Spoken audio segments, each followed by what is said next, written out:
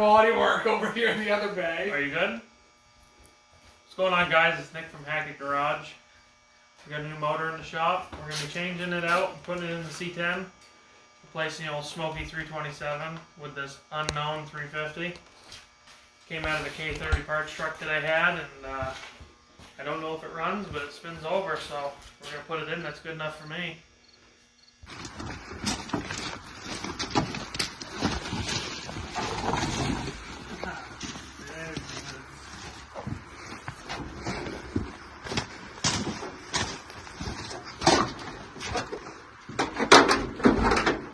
Remember, kids, if you have a truck that catches on fire, always burn your jump pack. It lasts way longer. Alright, Tyler, let's crank her up. Hopefully this thing's charged. Smoking 327, 1968. I don't think it's ever had a rebuild other than the intake's been changed.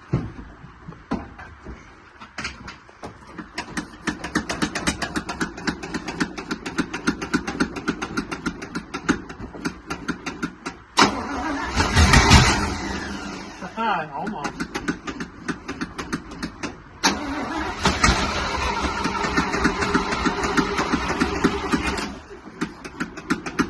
Pump the shit out of it.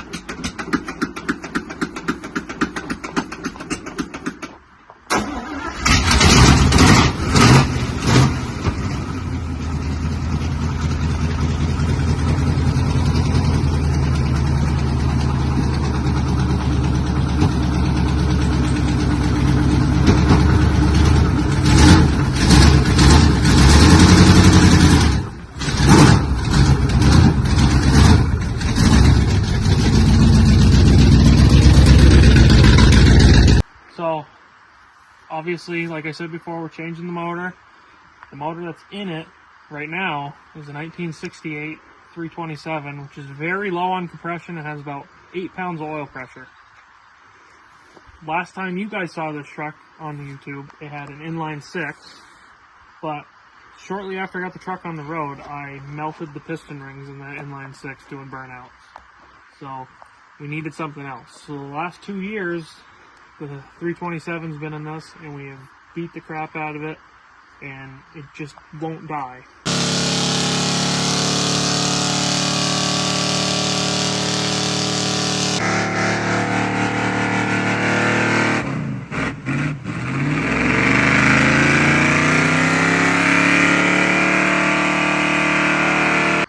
So, we're going to put the 350 in it. It's got a different rear axle on it this time because the stock Chevy 10 bolt blew up. I have a 9-inch over there that's supposed to go in it with 355 gears and a spool. I sent the axles out to be machined the Chevy lug pattern. They're not back yet, so we have the 6-lug 10 bolt in it with a mini spool and Richmond 410s. It does hellacious burnouts. We also changed, we put fiberglass 4-inch cowl induction hood on it. Because I love the look, and I had nothing against the steel hood, but these are way cooler. For all the original people that remember this thing, it's got all brand new brake lines, brand new fuel lines, front to rear. Like I said before, it's got brand new calipers, drop spindles, ball joints, tie rod ends, all that fancy crap. So, I think it's time to pull it in the shop. Pull this motor out of it, and the sooner we get the 350 in it, the sooner we are to doing burnouts.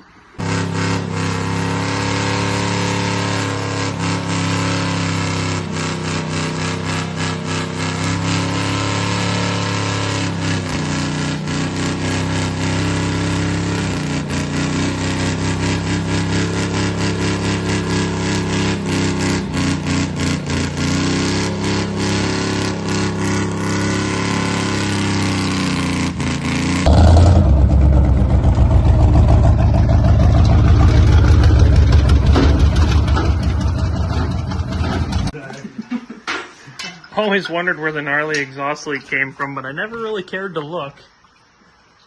This header's only held on by 3 bolts. That's good for it though, but it's got one of them fucking really fancy copper gaskets on a crappy truck. So you know that it's good. Right, Tyler? How's that going? Pretty good. What does James think of this operation? This is gonna be interesting. You, Owen? Sure. What do you got to say? Anything good? Any input, Owen? Nothing good. Well, thanks. Project. Tyler ran into a couple snags getting a couple of the bell housing bolts out, but we're getting ready to lift the motor out.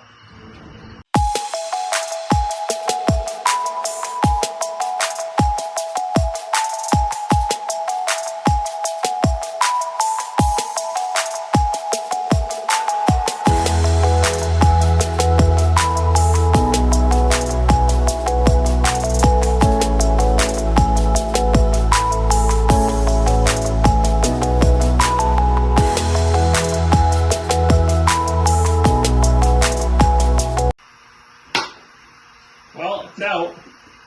Only took an hour and a half with a couple of good friends. I normally do this shit by myself. But we're going to get ready to strip this, put the new motor in hopefully in the next couple of days. I got to get an oil filter, some oil plugs, and all that good jazz. But while this is out, you can really see, look at the fucking oil on this thing. That's impressive. 350's finally on the crane. Ran into a little snag. Tyler's little 4.8 that couldn't just about left the chat on its first real test drive. Tyler, what happened? Took it for a test drive and have 1 pound of oil pressure. Started squeaking pretty good and had to get towed home by the Duramax. Oh no. So we're pulling it out. Hopefully get another motor in the next couple days and try it again. It couldn't be because of this fucking thing, would it? Sweet. No, that wasn't the cause of the issue? No. Nope. Oh, okay. I think we actually need to go bigger on the next one. I've never seen one of these before, so that's kind of neat. It sure disappointed you the way you thought it would. Yeah, it's definitely disappointing so far. Well, we're going to keep in touch with this one. Hopefully when it's running again, it'll be worthy for a video on the YouTube. The motor is set in there. We ran into a couple roadblocks. See, we didn't get very far. We got the motor mount bolts in, got the bell housing bolts in. My oil pressure gauge adapter broke off flush in the block, and you can't really well see it in that video, but we put an easy out in it trying to get it out, and the easy out broke as well. So we attempted on going down on the lower side of the block to run the oil pressure, and that plug stripped out too. Tyler tried welding some nuts on, still wouldn't come out. So what do you do when you got this issue? You find another motor in the parts yard, the Blue Moose. Last time you guys saw this truck, it had a smoking 355. Pulled the motor out of it and went to go rebuild it, and that's pretty much when I stopped recording because I got very busy at work and we're meeting a pretty quick deadline, and it was much easier to work on the truck and not video than it was to do all of that. So since you saw this truck last, it has had a 489 cubic inch big block. That ran pretty good until we built the mega truck, and then I put in this 360. It's a 350 or 60 over. It's got aluminum heads. It's got a big Lenati flat tappet cam in it, and I don't know what it's estimated at, but it sings and it has some serious power. The only problem with this motor is it needs piston rings really bad. I know I said before that the 327 and the C10 smoked.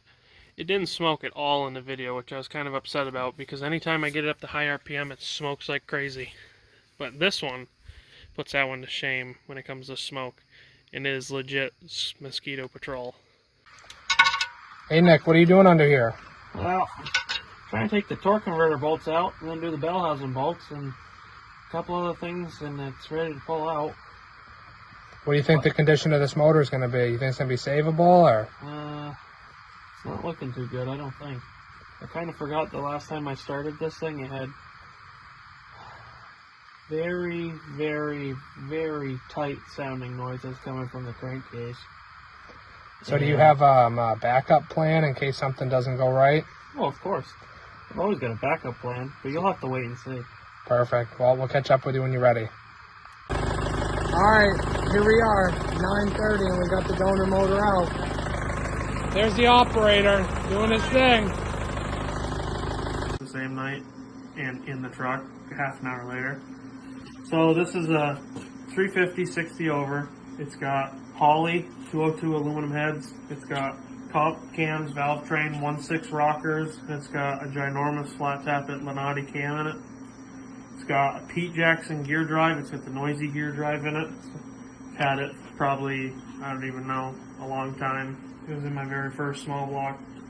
It's got a Summit Stage 3 intake. It's got, as far as I know, stock cranks, stock rods, but like I said before, it's 60 over, dish pistons. The overall plan with this motor is we're gonna take it apart, make sure everything's good inside. We had a bearing become pretty tight last fall, and we're gonna put rings in it, bearings, put it in this truck and get it running, driving for this fall. And then in the springtime, our plan is we're gonna put this 471 blower on it. So while it's apart, we're going to file fit the rings for boost. We're not going to get too crazy with it because it's only 8.5 to 1 compression. It's kind of pathetic for a big cam small block, but it revs pretty good, so it's going to do good burnouts.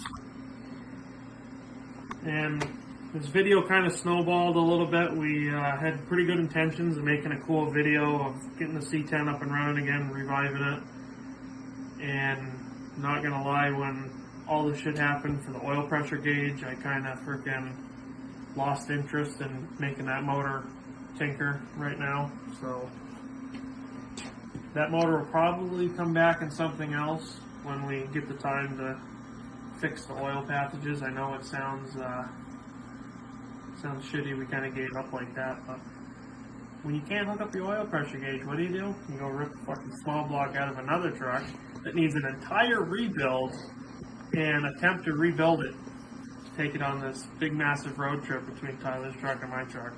And don't forget, we're only 13 days from that road trip, so we're on a time crunch. We're only 13 days. So we put a motor in Tyler's truck, we're going to put a motor in my truck.